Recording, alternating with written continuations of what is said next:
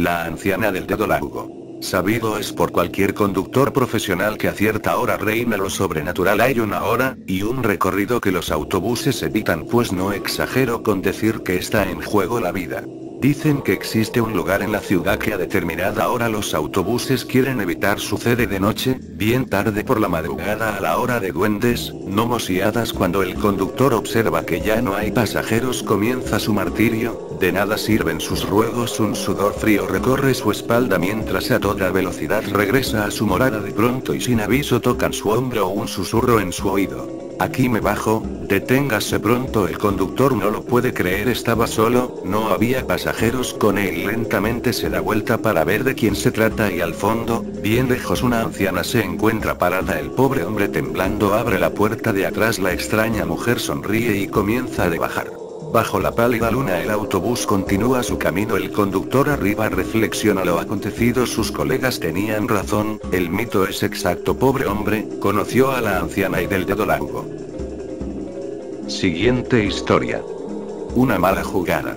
Las manos de Drew casi temblaban y el aceite que había en la copa le dificultaba mantenerlas quietas, aunque el líquido solo estuviera haciendo contacto con su dedo índice.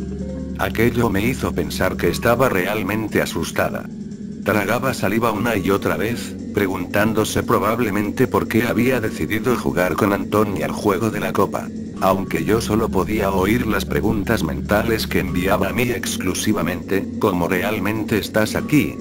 ¿Quién eres? Y miles de etcéteras. El mismo tipo de consultas tontas que cualquiera le haría a un espíritu para verificar su autenticidad, y el único tipo de pensamiento que alguien como yo podría oír. Los espíritus solo podemos leer la mente de los vivos si ellos se dirigen a nosotros directamente y, si queremos, mover la copa con nuestra energía hacia las letras que pretendemos para responder. Pero yo no estaba moviendo la copa. A pesar de que a la mayoría de los espectros les gusta jugar con los vivos y responder sandeces, yo no tenía ganas de hacerlo en medio de una sesión de espiritismo barato ideada por Antonia. Así que allí estaba observando sin participar, como hacía tiempo ya se había vuelto mi entretenimiento, y manteniéndome al margen mientras el idiota de Antonia le jugaba una mala pasada a Drew. Era evidente que de alguna manera se las ingeniaba para mover la copa sin que su dedo se resbalara y la dirigía hacia las letras que él quería. Durante más de media hora le había hecho creer a Drew que estaban comunicándose con un fantasma llamado Horace, que había sido asesinado a quemarropa en un catastrófico asalto en un mercado.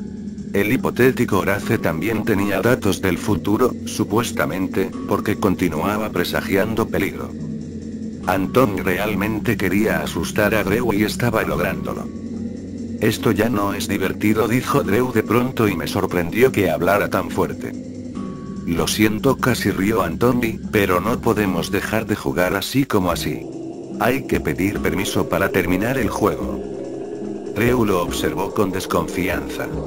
Por supuesto que cuando se habla con un espíritu hay que pedirle autorización para cortar la comunicación, a menos que estés preparado para enfrentar las represalias de un espíritu cabreado.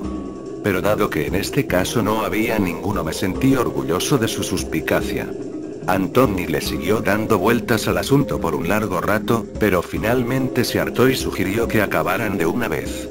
Y Drew volvió a respirar con normalidad cuando por fin alejó sus manos de la copa, relajándose instantáneamente después de envolverla en diarios y, luego de pisarla, embolsarla y echarla a la basura. Y más tarde llevó la bolsa de basura hasta la esquina de su casa, desde donde volvió corriendo en un ataque histérico de risa y principio de llanto. Yo lo sabía porque seguía sus pasos todo el tiempo, salvo en momentos privados como las duchas y cosas de mujeres. Ser un espíritu no es como en las películas. No flotas ni tus piernas se vuelven un tirabuzón invisible. Eres como cualquier persona, pero nadie te ve. Estar muerto apesta porque estás solo. Y así como en el mundo de los humanos, si quieres algo debes trabajar por ello. Nada es gratis, ni siquiera cuando ya no comes, respiras o pagas las cuentas. Luego de un tiempo de vagar entre cientos de humanos que ignoraban mi presencia buscando respuestas, di con Drew. De alguna manera había llegado hasta ella, guiado por mis sentimientos. La observé durante días y confirmé que ella era lo único que tenía sentido para mí y pronto recordé algunas cosas, como verla pasar por los pasillos del instituto o garabatear su nombre en un cuaderno. Me había quedado fuera de la casa porque no tenía ganas de seguir presenciando su cita con Anthony. Pero cuando decidí volver a concentrarme en lo que estaba sucediendo a mi alrededor me encontré con que la manzana estaba comenzando a llenarse de gente. Luces, ruido, uniformes, ambulancia. Lucae. Me reconoció Drew en el pórtico de su casa cuando salió a ver qué sucedía. Drew. ¿Puedes verme? ¿Qué haces aquí? Yo quería hablarte. Verte. No lo sé.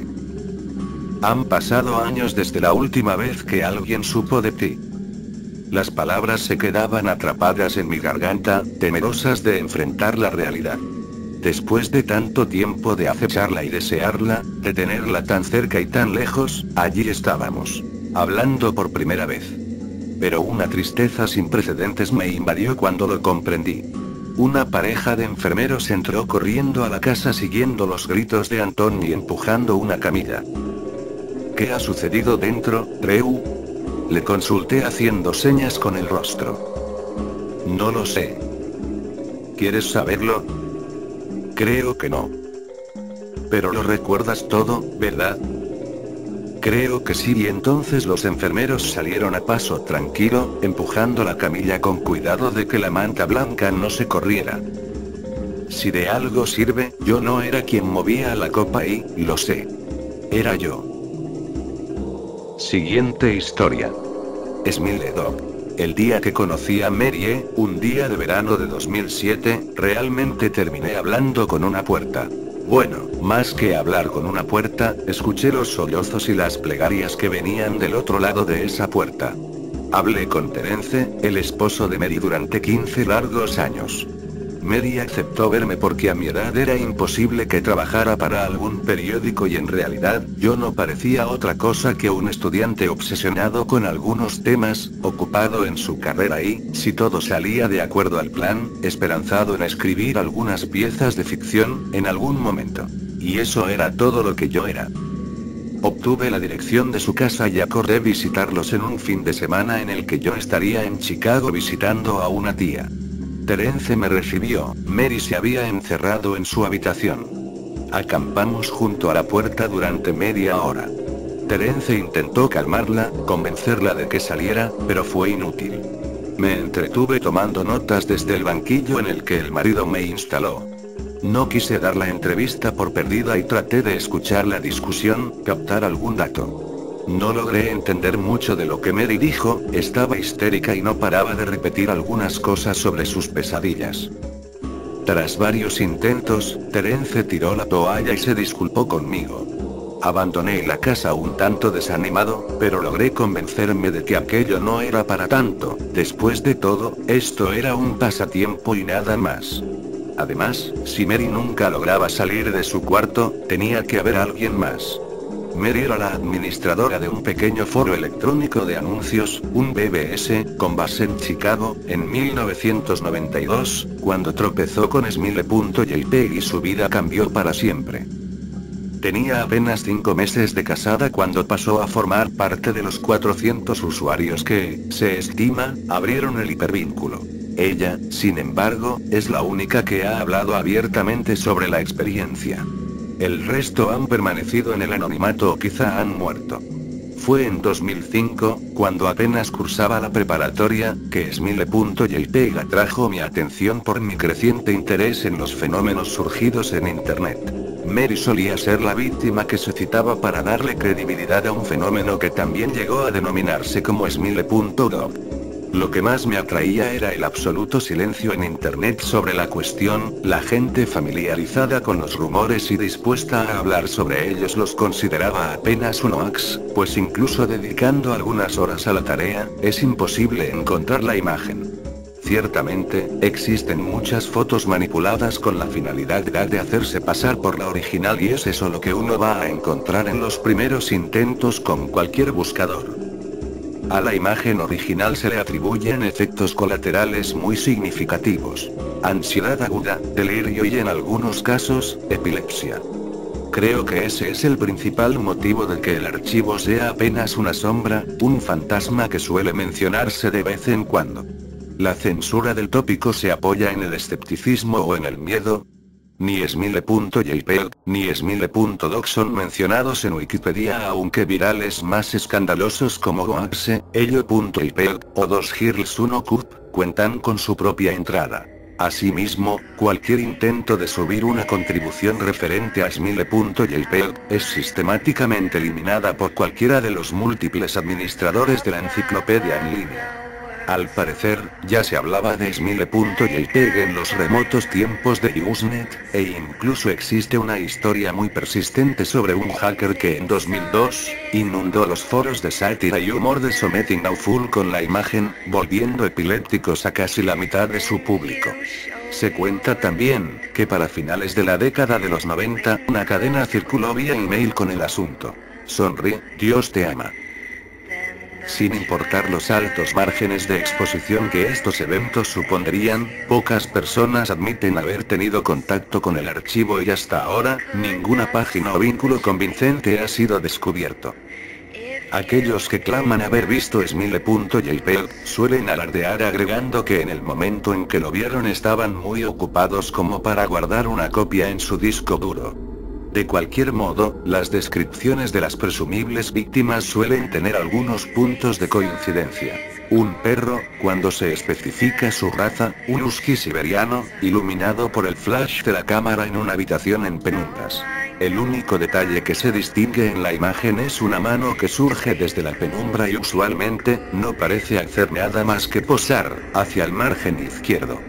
Por supuesto, el enfoque de la imagen es el perro, o la criatura similar a un perro, como también suelen llamarlo. El animal muestra una par de filas de enormes, blancos y afilados dientes, con un gesto que casi parece humano. Se suele agregar que la imagen se ha quedado dentro de la cabeza del espectador y que conforme se repite, vuelve en momentos de distracción durante el día, esta va envolviendo la mente, hasta el punto en el que la imposibilidad de pensar en otra cosa se confunde con la sensación de no poder mirar hacia otra parte y la imagen comienza a despertar impresiones en los otros sentidos. Estos, por llamarlos así, episodios, parecen estar relacionados con los diagnósticos de epilepsia y también con la aparición de pesadillas, nítidas y paulatinamente más inquietantes. Después de que la condición empeora, el testigo suele terminar medicado y esto, al menos en algunos casos, suele mitigar el proceso. Supongo que el tratamiento que Mary tomaba, no fue parte de esos casos. Después de regresar de Chicago, me dediqué a enviar mensajes de solicitud a varios grupos de noticias, foros, sitios y listas de correo, esperando encontrar el nombre de algún supuesto testigo de Smile.jpg que sintiese la necesidad de dar su testimonio. Pasó demasiado tiempo sin ninguna respuesta y en algún momento, mi curiosidad comenzó a apagarse. Me encontraba camino a exámenes finales. Mary me envió un mail, a principios de marzo de 2008. Para jml@****.com de enerum@****.net asunto. La entrevista del año pasado todavía tengo mucha vergüenza por el modo como te traté cuando me visitaste. Espero comprendas que no tuviste nada que ver con esto, fue por mis problemas y creo que hubiera podido ser más amable y espero que me perdones. Tenía mucho miedo. Me siento acosada. He vivido así durante 15 años. El perro viene a mí en mis sueños, cada noche. Sé que parece mentira, pero es cierto. Hay algo, un color, algo que hace que las pesadillas que tengo no se parezcan a ningún sueño que hubiera tenido antes y ya no recuerdo tanto los sueños que tuve antes. En mis sueños, nunca me muevo. Nunca hablo. Simplemente estoy mirando la escena de esa foto horrible, veo la mano, veo el perro y el perro habla. He pensado qué hacer durante mucho tiempo y he tenido mucho tiempo para pensarlo. Me imagino que se lo hubiera podido enseñar a algún compañero, a algún extraño, incluso a Terence aunque la idea no me gustara. Cada noche durante 15 años, Smile.dog ha venido a mis sueños y me ha exigido que difunda la palabra y entonces, si el perro cumple con su palabra, me dejará en paz. Lo que me detiene es pensar en lo que haría si me miente y si no la cumple. Y si todo se pone peor después de que lo obedezca, entonces ¿qué? Así que nunca le he hecho caso. Durante 15 años mantuve el disquete escondido entre mis cosas. Todas las noches viene y me exige que difunda su palabra. Pero yo he aguantado. Muchos de mis amigos del foro, los que vieron el archivo, dejaron de postear y luego se mataron. Otros simplemente desaparecieron y no supe más de ellos. Son los que más me preocupan que decidieron. ¿Le hicieron caso? Perdóname, pero cuando hablaste con mi esposo y acordaron una cita yo sentía que al fin me iba a volver loca. Había decidido darte el disquete. Ya no me importaba si el perro estaba mintiendo o no, quería que todo terminara, como fuera. Tú eres un extraño, alguien de quien no tengo idea de su vida y con la que no me siento obligada a nada. Por eso pensé que sería más fácil, dártelo para tu investigación y que no me importara que fuera a pasar contigo. Pero antes de que llegaras me vi en el espejo y me di cuenta de lo que estaba haciendo. Estaba a punto de arruinar tu vida para siempre. No pude soportarlo, todavía no puedo. Tengo mucha vergüenza de lo que estuve a punto de hacerte y todo lo que espero es que esta advertencia haga que recapacites y dejes de buscar el archivo. Porque puede que te encuentres con alguien más débil o más inconsciente y no dude en obedecer sus palabras. Todavía estás a tiempo de detenerte. Sinceramente, Mary E. Terence me llamó unos días después, estaba en la ciudad y quería verme, lo cité en un café. Mary se había suicidado. Después de cremarla, había decidido revisar sus cosas, sus cuentas de correo y su ordenador. Fue hasta que me contó que había dado con el email que su esposa me mandó, que me di cuenta del verdadero estado en el que se encontraba. Era poco lo que quedaba del carácter afable y seguro con el que me había encontrado el año pasado. Me pidió que hiciera caso de lo que su esposa me había advertido. Había encontrado el disquete, etiquetado simplemente como Dog, en una estantería, en medio de un libro. Lo había roto y le había prendido fuego hasta volverlo nada más que un pedazo de plástico negro y retorcido. Silbó, me dijo. Noté su rostro palidecer mientras intentaba tragar saliva y luchaba por explicarme, por encontrar las palabras correctas para explicarme la cosa. Silbó, la cosa, y trató de disimular el tono de su voz, el temblor de sus manos, dándole un trago a su taza de café. Y la cosa aulló cuando se estaba quemando y noté el cambio en su cara, conforme se daba cuenta de lo que me estaba diciendo, como si fuera un animal vivo. Me conmovió, quizá demasiado. Tengo que admitir que no supe cómo manejar mi encuentro con Terence. Si esto era una broma, era una muy buena. Pensaba, para calmarme, que todo era un engaño. Parecían una pareja seria, pero quién sabe, quizás solo se habían estado divirtiendo. Luego encontré el obituario de Mary e incluso, encontré una pequeña nota que cubría su muerte en la sección policíaca de un tabloide de Chicago. Estaba muerta, al parecer, aunque ni la nota ni el obituario decían nada acerca de un suicidio. Decidí abandonar definitivamente mi pasatiempo, sobre todo porque estaba por finalizar el semestre y tenía que concentrarme en los exámenes. El mundo tiene formas extrañas de ponernos a prueba. Casi después de un año completo de que viera al esposo de Mary, recibí otro mail. Para jml@***.com de el Zair82@***.com. Hola. Encontré tu correo electrónico en una lista de correo. Tu perfil decía que estabas buscando a Smile.dog. Yo la vi y no es tan mala como todo el mundo dice. La adjunto. Hay que difundir la palabras. La verdadera imagen no la pondré, no sé si sea la verdadera imagen. El fin del mensaje todavía me da escalofríos. Mi cliente de mail mostraba un archivo adjunto. Su nombre, como era de esperarse, era Smile.jpg. Consideré si bajarlo o no. Era muy probable que fuese falso, todo lo que había pasado no volvía más probable otro resultado. Además, aún no estaba completamente convencido de los dichosos poderes de un simple fichero. El caso de Mary me había sacudido, claro, pero no era una paciente psiquiátrica de cualquier forma.